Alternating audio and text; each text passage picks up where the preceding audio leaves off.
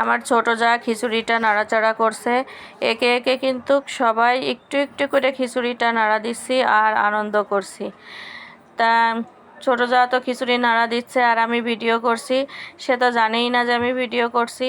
পরে সবাই জানতে পেরে সবাই মুখ ঢাকছে আর লজ্জা পাচ্ছে।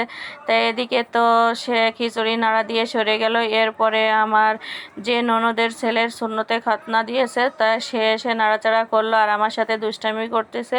আর এদিকে তো আমি যে নাড়া দিচ্ছি খিচুড়ি, তা সবাই মিলেই আনন্দ করছি। আর খিচুড়িটা রান্না করে নিলাম। গ্রামে কাঠের তো কোনো অভাব নেই, খুব সহজেই রান্নাটা করা যায়। বাড়িতে যখন কোনো অনুষ্ঠান হয় তখন সবাই মিলে রান্না বান্না করি, তাতে করে অনেক মজা হয়। রান্নাটা কিন্তু ননদ ও ভাবিরা মিলে করেছি, যেহেতু অনেক মানুষ তাই সহজভাবে ঝামেলা ছাড়া ব্রয়লার মুরগি দিয়ে খিচুড়ি রান্না করে অল্প কিছুক্ষণের জন্য এখন দমে রেখে দেব। তারপরে একটুখানি পরেই খিচুড়িটা সবাই মিলে উঠানে বসেই যার যার হাতে প্লেট নিয়েই চেয়ারে বসে খেয়ে নেব, তাতে অনেক মজা হবে। আর খিচুড়িটা কিন্তু বেড়ে দিবে আমার মেঝো ননদ ছিলা।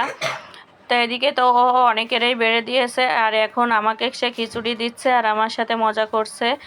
তা খিচুড়ি রান্নাটা কিন্তু খেতে অনেক মজা হয়েছিল, ও সেই স্বাদ সেই মজা।